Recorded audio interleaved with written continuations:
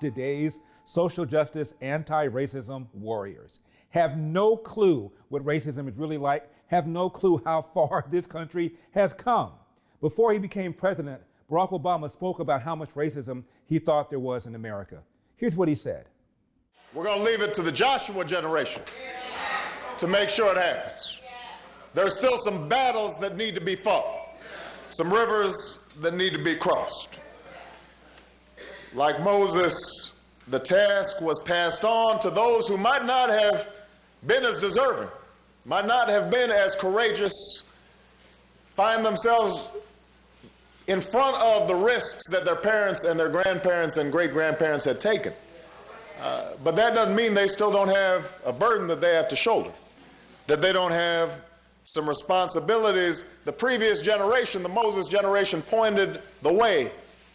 They took us 90% of the way there, but we still got that 10% in order to cross over to the other side.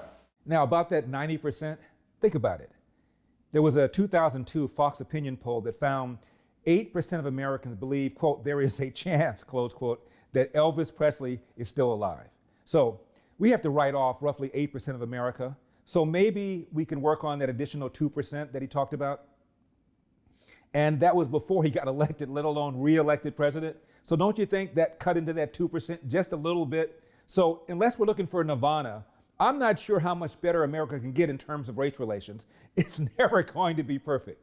Now, this man, who later on became a historian, talked about what it was like growing up in the 50s. He loved cowboy movies. He grew up in Virginia and said when he was in the 5th grade, he and his friends used to go to cowboy movies. And one time they heard there was a black cowboy, and they were so excited. In my hometown, Clifton Forge, Virginia, one of the major activities of young men, both black and white, in the late 30s and during World War II, was to go to the Saturday matinee to see cowboy movies. They would start, around 12 o'clock and have 2 showings. The black kids, we sat in segregated seats, of course. The cowboys were always white. They represented the good guys, and of course the soldiers were always white. The settlers were always white, and then you had these bad guys, the Indians. And then you had bad guys, the outlaws.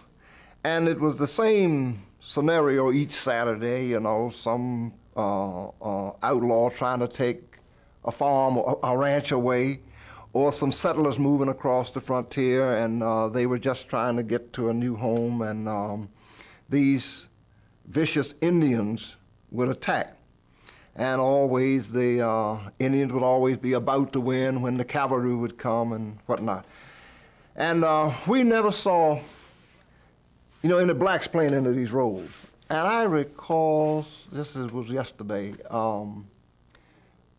they showed the preview for the next Saturday's show. And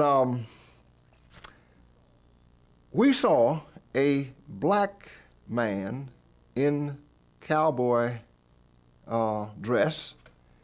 He was driving a wagon.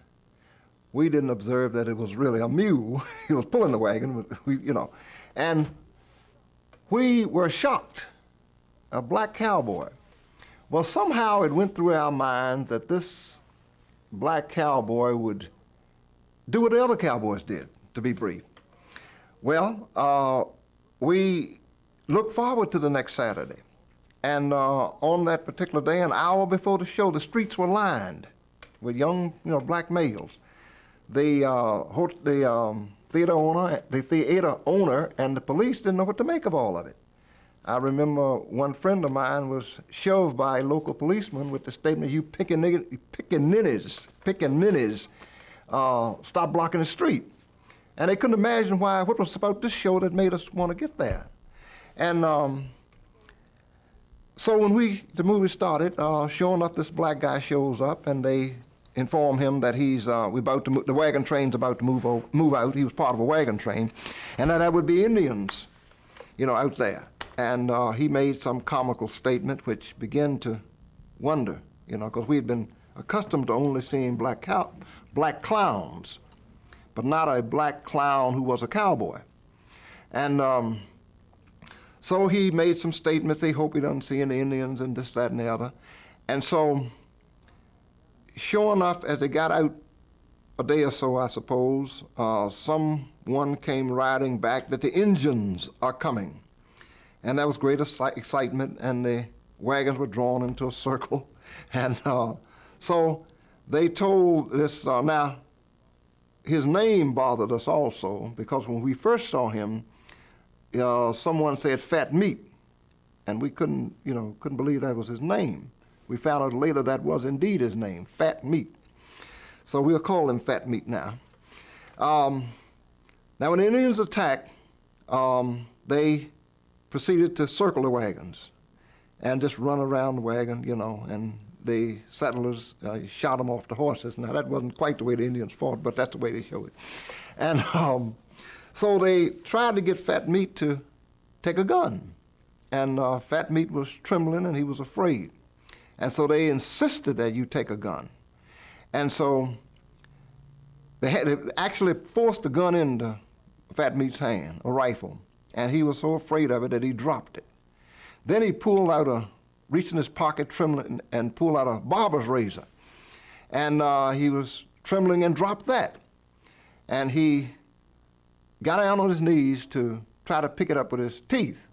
And about that time, an arrow went over his head. And if he had been standing up, it would hit him, dead center. And so he saw the arrow and was so terrified that they used that way they speed up a camera or slow it down. I think it's slow it down to make it look as the person has superhuman speed. And he took off. You could hardly see him running. And he jumped in the wagon with the children. And he was so terrified. And a young little white girl, looked like she may have been 6, 7 years old, tried to comfort him. And she told him that her daddy wasn't going to let the mean old Indians harm him. And that the children were trying to comfort our black hero, you see. And we were totally, we couldn't believe what we were seeing. And then after the raid, now what happened, it was announced that ammunition was about to go, and the Indians would surely come and annihilate everybody. And they prepared for it. And just at the proper moment, a bugle sound across the way, and it was the United States Cavalry. And of course, at the moment the bugle sounded, the Indians took off, which wasn't always the case. And so the wagon train was saved. And so they brought Fat Meat out. They had to hold him up. He was still shaking. And he saw a dead Indian, and he fainted. Now, I got back to school. I was in the 5th grade. My teacher was George Linton Davis. He's now Dr. George Linton Davis. But anyway, I asked him about this. And he told me that this is the what movies were doing, telling you, trying to pass these stereotypes on to you. But he told me something that shocked me, and maybe he got me interested in black history.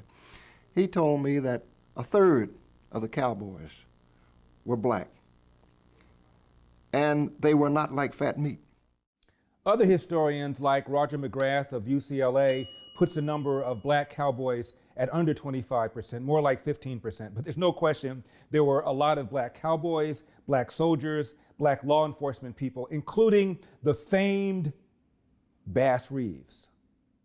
It is tempting to celebrate Bass Reeves as the first African-American U.S. Deputy Marshal, but he was not. He may have been the first, or maybe he was just one of the first west of the Mississippi. Our expert, Dr. Burton, in fact, claims that the presence of black lawmen and soldiers in the Old West has been grossly underrepresented by historians and popular culture alike. If we look at the real western frontier, you also found blacks who were in law enforcement across the West, in Montana and Colorado and New Mexico. 20% of the military on the western frontier were African Americans. Further, the majority of the federal workers for the Fort Smith Court, Arkansas in 1878 were African Americans. So why do we celebrate and remember Bass Reeves today? Not only because he was one of those who had overcome barriers imposed by prejudice, by segregation, and sometimes even by law, which today would count as crimes against humanity, humanity. Not only that, but also because he was simply one of the best damn lawmen who ever lived, period. Speaking of what it was like to grow up in America during Jim Crow, my father told me when he grew up in Athens, Georgia, if he was walking down the road and a white kid was coming towards him, there wouldn't be a fight. If he was walking down the road and there were two white kids coming towards him, there would be a fight. The white kids would jump him. If there were two black kids and two white kids, no fight. Three white kids, two black kids, a fight. Can you imagine? My father was called the N-word in open court. He wanted to start a jitney service, like a Uber service. And apparently he had to go to a judge to get a license to do that. So my dad went to a judge to get a license to do that. He did not know that the judge already hired a black person to do what my dad wanted to do in the black neighborhood, so therefore he didn't want my dad to compete against him. And he denied the license and referred to my father as the N-word in open court. My father said when there was some time off, he could go to the park. He went to a segregated park. The park was run down, was not very well maintained, didn't have grass, had dirt. This is the kind of life day after day after day that people like my dad, his generation, endured. The people complaining about microaggressions have no clue. Now recently, the late, great Bob Gibson died. He was a Hall of Famer pitcher for the St. Louis Cardinals. And he admits that when he grew up, he was very, very angry the early part of his career because of the racism the man endured. And this is the man who in 1968 had probably arguably the most incredible year any pitcher ever had, a 1.12 ERA, and struck out 17 people, in the World Series? Well, anger came from racism. Of course it did. But racism was a way of life, that it was stuff that I had to deal with on a day-to-day basis. I didn't every once in a while go somewhere and all of a sudden there it was. No, it was there and it followed me all the way through my childhood, and not just through the childhood, through the first part of my major league career. It was there. And a standing ovation, a new World Series record.